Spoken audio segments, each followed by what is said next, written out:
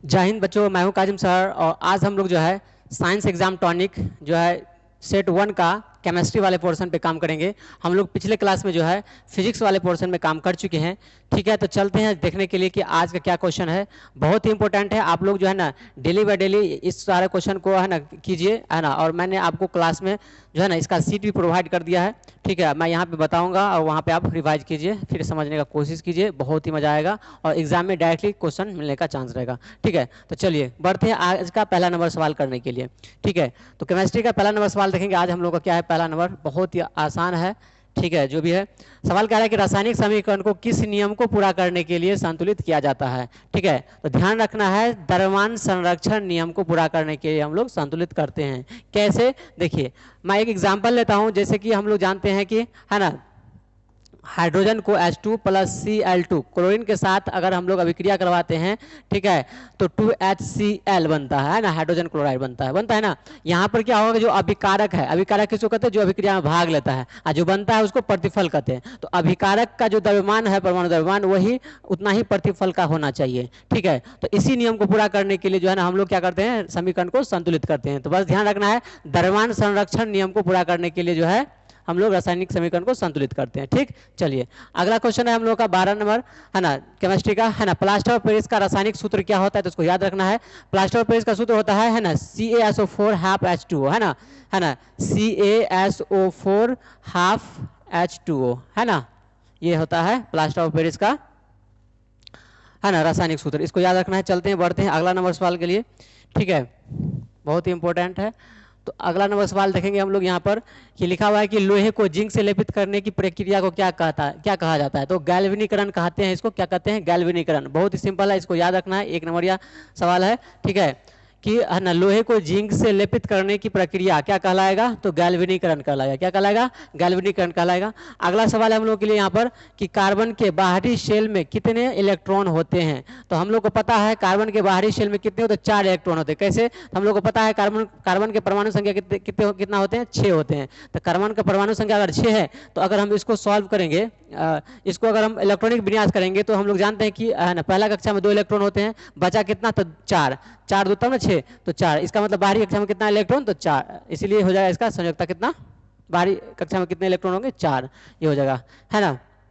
बात करते हैं सोडियम का परमाणु संख्या कितना होता है, इसको याद रखना है। सोडियम का परमाणु संख्या कितना होता है, 11 होता है, इसको याद रखना है। ठीक है, चलिए बढ़ते हैं अगला नंबर सवाल के लिए। तो अगला नंबर सवाल हम लोग के पास यहाँ पर है। यहाँ पर क्या कह रहा है कि ऑक्सीकारक क्या होता है।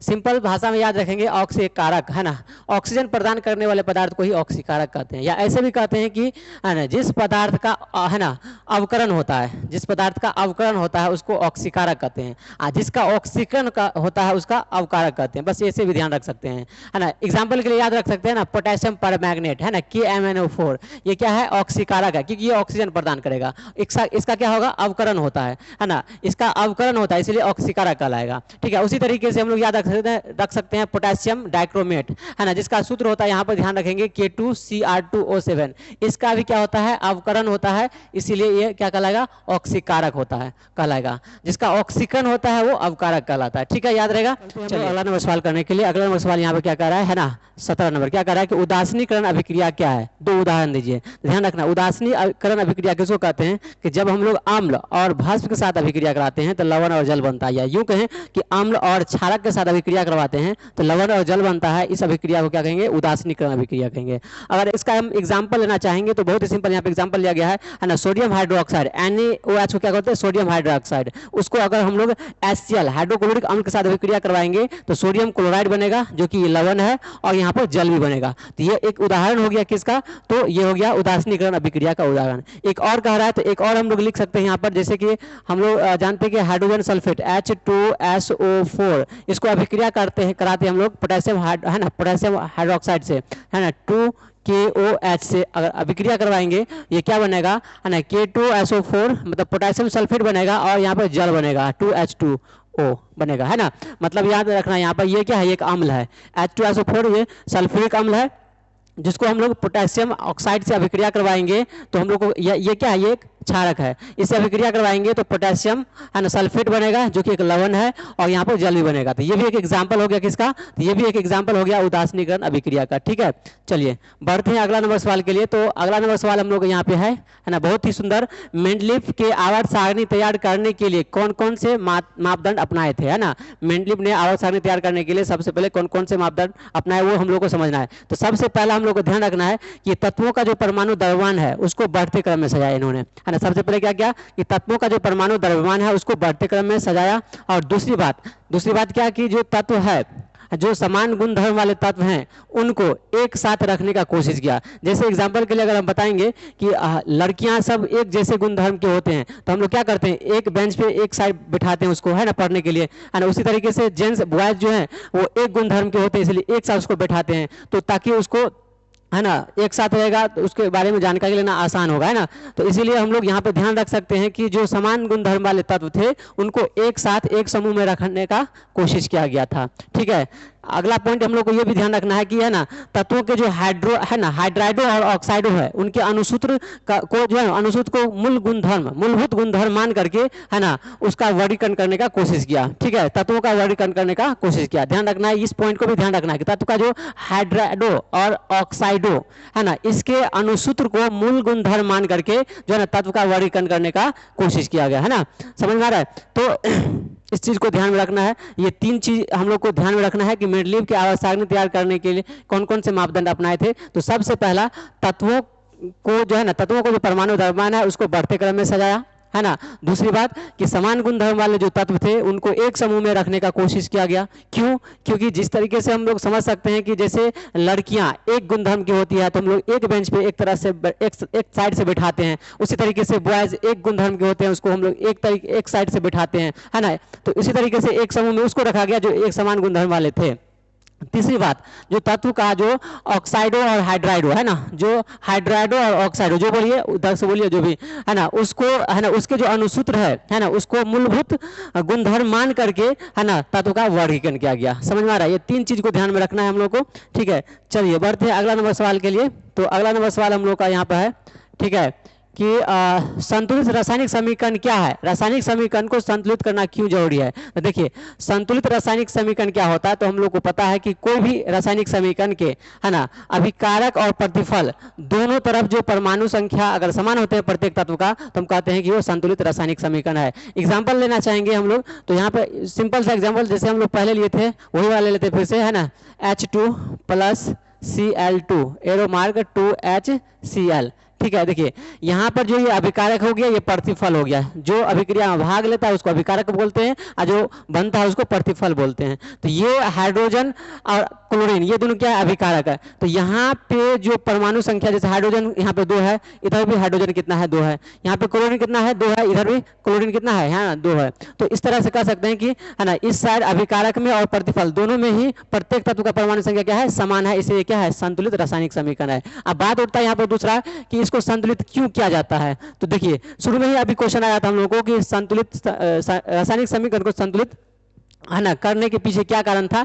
तो हम लोग देखे थे कि, है ना, परमाणु द्रव्यमान संरक्षण, है ना, द्रव्यमान संरक्षण सिद्धांत को पूरा करने के लिए करते हैं। अर्थात ये हुआ कि जो अभिकारक है और जो प्रतिफल है, तो जितना द्रव्यमान अभिकारक होगा उतना ही प्रतिफल होगा। तो, है ना, परमाणु द्रव्यमान संरक्षण को पूरा करने के लिए जो है ना इसको संतुलित किया जाता है, इसी को भी ध्यान रखना है ना। ठीक है, तो चलते हैं हम लोग अगला नंबर सवाल करने के लिए। यहाँ पे ध्यान देंगे, बहुत ही सिंपल है अगला नंबर सवाल। यहाँ पर सवाल कर रहा है कि हाइड्रोकार्बन क्या है, संतृप्त एवं असंतृप्त हाइड्रोकार्बन के बीच अंतर।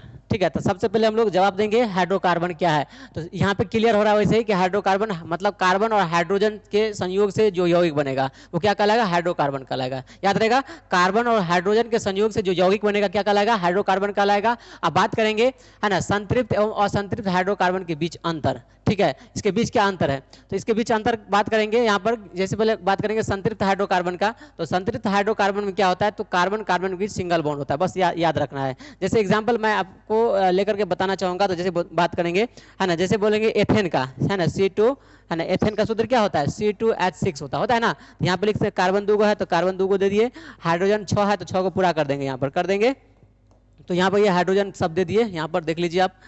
ठीक है, तो ये मेरा पूरा हो गया। तो ये क्या एथेन। अब देखिए यहाँ पर कि कार्बन कार्बन के बीच सिंगल बॉन्ड है, तो ये सिंगल बॉन्ड रहता है हमेशा, है ना, संतृप्त हाइड्रोकार्बन में। अब बात करेंगे असंतृप्त हाइड्रोकार्बन में, तो यहाँ पे या तो डबल बॉन्ड रहेगा या तो ट्रिपल रहेगा। मतलब ये कि अगर एग्जाम्पल करेंगे जैसे, है ना, एथिन का बात करते हैं, एथिन C2, एथिन क्या होता है, C2H4 होता है, C2H4 होता है ना, C2H4 होता है एथिन का।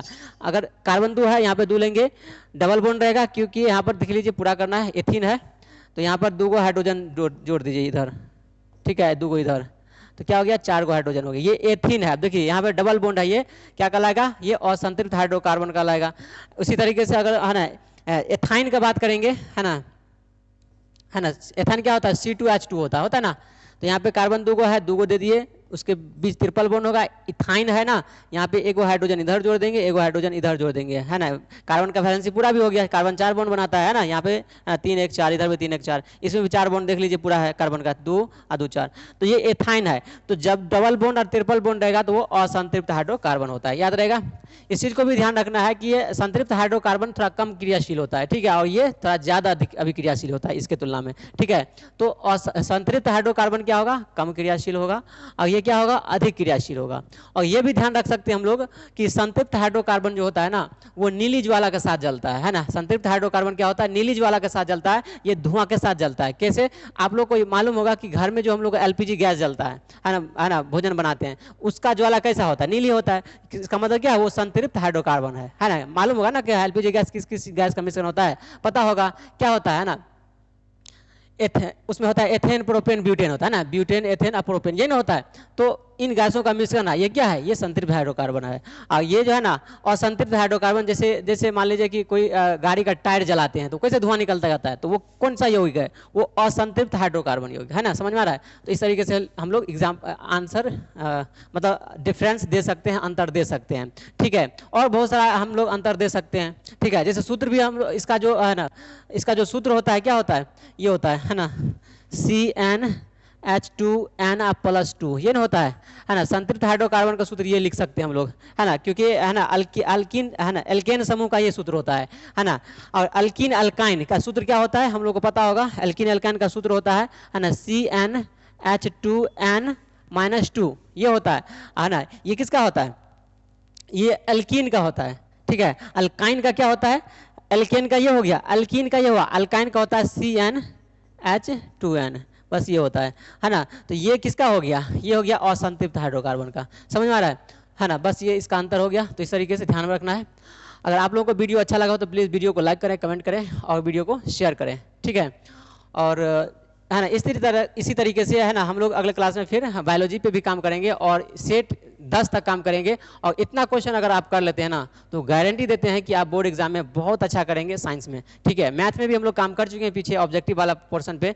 अगर आप वो वीडियो नहीं देखें तो जा करके वहाँ पर वीडियो देख सकते हैं, ठीक है, चैनल पर जा करके, ठीक है। बहुत ही इंपॉर्टेंट है, आप लोग है ना चैनल पर बने रहें, और ठीक है, डेली बाय डेली आपको वीडियो मिलता रहेगा, आप उसको करते जाइए, ठीक है। थैंक यू सो मच, मिलते हैं नेक्स्ट वीडियो में, तब तक के लिए।